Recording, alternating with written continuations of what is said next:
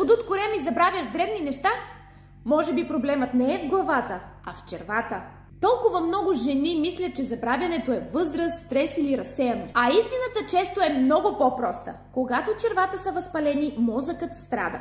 В червата ни се произвеждат 90% от серотонина.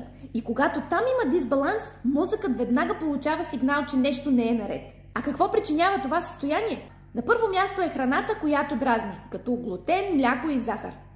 Второ място е за стреса, от който се произвежда кортизол, който пък кортизол забавя храносмилането. И третото е дисбиоза след антибиотици или много захар, която разваля чревната флора и води до дефицити.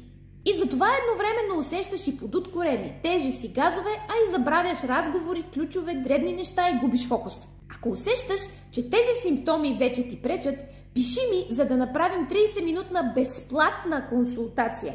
Ще обърнем внимание на твоя конкретен случай и ще ти дам ясни първи стъпки, съобразени с теб. Пиши ми още сега.